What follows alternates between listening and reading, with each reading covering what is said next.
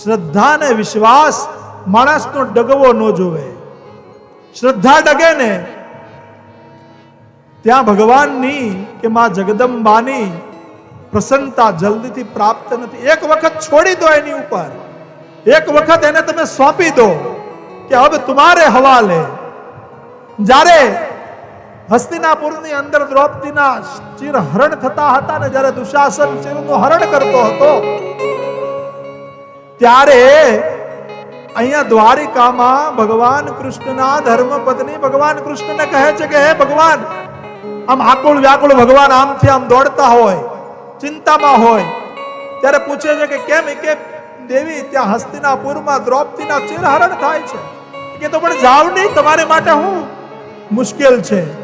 ત્યારે ભગવાન કહે છે કે નહીં, એમ ન જાવ. હજી એને એમ છે કે મને પિતામાં ભીષ્મ બચાવશે, મને ગુરુ દ્રોણ બચાવશે, મને કૃપાચાર્ય બચાવશે, મને આ મારા 5 મહારથીઓ પતિ બચાવશે. હજી એને મારી ઉપર છોડ્યું નથી. હજી એને એમ ભરોસો નથી કે મારી સિવાય કોઈ નથી. પણ જ્યારે દુશાસન સાડી ખેંચવા લાગ્યો ત્યારે દ્રૌપદીને એમ થયું કે હવે જો બચાવે તો મને કૃષ્ણ જ બચાવી શકે. અને હાથ જોડી અને કહે છે કે હવે તારા હવાલે છે હે કૃષ્ણ. હજી તો કુ મોઢામાંથી નીકળ્યો ને દ્વારકામાંથી નીકળી ગયો, અડધો બોલ્યો અને હજી તો અણ પૂરો ન થયો તા તો અહીંયા હસ્તિનાપુર આવી અને ચીર પૂર્યા છે દ્રૌપદીના. દુશાસન ચીર ખેંચી ખેંચી અને બેહોશ થઈ ગયો. 10,000 હાથીનું બળ હતું દુશાસનમાં, પણ સાડીઓ ખેંચતો જ રહ્યો. સાડી બીચ નારી હે કે નાડી બીચ સારી હે, સારી હે કે નારી હે, ખબર જ ન પડે દુશાસનને કે આ શું છે. એક વખત સોંપવું પડે. અહીંયા પ્રહલાદ ને એના પિતા જ્યારે ભગવાનનું ભજન કરતો નાનું બાળક છે પ્રહલાદ, પણ શ્રદ્ધા હતી કે નહીં ભગવાન છે. સ્કૂલમાં બેસાડ્યો તો લખે છે, માસ્તરને કહે છે કે આ ભગવાનનું નામ ન લેવો જોઈએ. લખે છે કે મારે તો કથી કમલાનું નાદ, બીજા કોને ભજવું. આવું ભજન જ્યારે કરતો હતો ને શિક્ષકે આવીને કીધું કે આ માનતો નથી, ત્યારે કારાગૃહમાં કોટડીમાં પ્રહલાદને પૂરી દીધો કે આને ભૂખ્યો રાખો ને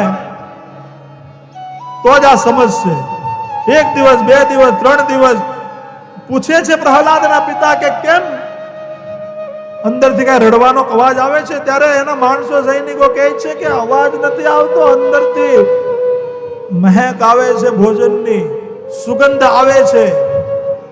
ત્યારે પિતા એના જઈને જોવે છે તો 56 ભોગ પડ્યા હોય, સૈનિકોને મારવા મળે. કોણે આને ભોજન આપ્યું?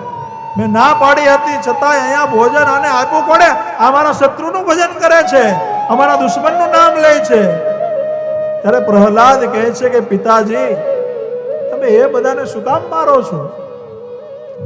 અરે માના ઉદરમાં જે મારું ભરણ પોષણ, આપણા સૌનું ભરણ પોષણ કરી શકતો હોય, ત્યાં જો આપણા શ્વાસને પૂરી શકતો હોય તો આ રૂમમાં આ બંધ બારણામાં મને ભોજન ન આપી શકે? એટલે શ્રદ્ધા હોવી જોઈએ.